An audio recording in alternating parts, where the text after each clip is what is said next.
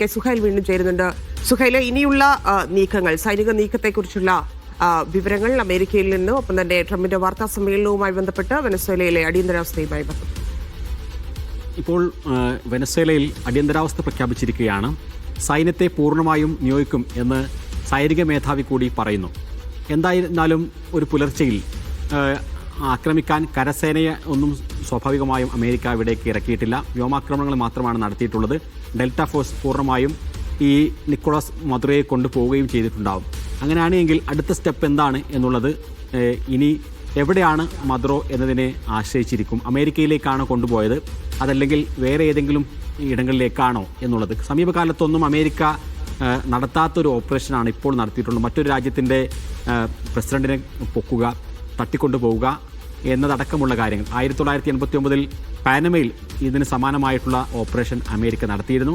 ഇതുവരെ ആ രൂപത്തിൽ പിന്നീട് അതിലേക്ക് മുതിർന്നിരുന്നില്ല. മറ്റു ഇടങ്ങളിലായിരുന്നാൽ, ഇപ്പോൾ ഇറാഖിൽ സദ്ദാം ഹുസൈനെ ആണെങ്കിൽ പോലും അത് അവിടെ ഒരു പാവ സർക്കാരിനെ സ്ഥാപിച്ച് അവരുടെ നേതൃത്വത്തിൽ കുറ്റവിചാരണ ചെയ്യുകയും വധശിക്ഷ നടപ്പിലാക്കുകയും ഒക്കെ ചെയ്യുന്ന രീതിയാണ് അമേരിക്ക സ്വീകരിച്ചിട്ടുള്ളത്. ഇപ്പോൾ ഇനി ഇന്ത്യൻ സമയം 8:30 ഡൊണാൾഡ് ട്രംപിൻ്റെ വാർത്താ സമ്മേളനം നടക്കുമ്പോൾ ട്രംപ് എന്താണ് പറയാനുള്ളത്, വിശദമായി തന്നെ കാര്യങ്ങൾ വിശദീകരിക്കുമായിരിക്കും. നിലവിൽ ഒരു ഭരണകൂടത്തെ അവിടെ മാറ്റുക എന്നുള്ള കാര്യത്തിൽ അമേരിക്കക്ക് യാതൊരുവിധ വ്യത്യാസങ്ങളുമില്ല. പക്ഷേ അത്തരം ഓപ്പറേഷനൊക്കെ നടത്തണമെങ്കിൽ US കോൺഗ്രസിൻ്റെ അടക്കം സമ്മതം ആവശ്യമുണ്ട്. അപ്പോൾ ഒരുപക്ഷെ US കോൺഗ്രസിൽ, സെനറ്റിലും അതേപോലെ തന്നെ ജനപ്രതിനിധി സഭയിലുമൊക്കെ പാസ്സാക്കപ്പെട്ട ഒരു നിയമത്തിൻ്റെ അടിസ്ഥാനത്തിൽ മാത്രമേ അത്തരം നടപടികളിലേക്കെല്ലാം ട്രംപിന് കടക്കാൻ കഴിയുകയുള്ളൂ. അതുവരെയുള്ളൊരു സാവകാശം പൂർണ്ണമായും ഉണ്ടാവുകയും ചെയ്യും. പക്ഷേ എന്തൊക്കെയായിരുന്നാലും നിക്കോളാസ് മദുറോയെ കാണാനില്ല സ്വന്തം രാജ്യത്ത് എന്ന് വൈസ് പ്രസിഡന്റ് തന്നെ പ്രഖ്യാപിക്കുമ്പോൾ കാര്യങ്ങളെല്ലാം കൈവിട്ടു പോയ ഒരു സ്ഥിതിയിലാണ് മദുറോ സർക്കാരിനെ സംബന്ധിച്ചിടത്തോളം ഉള്ളത്.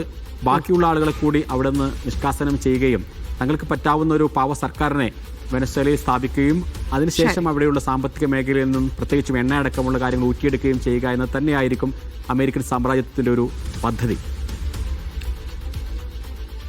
കെ സുഹൈലാണ് വിശദാംശങ്ങൾ നൽകിയത്.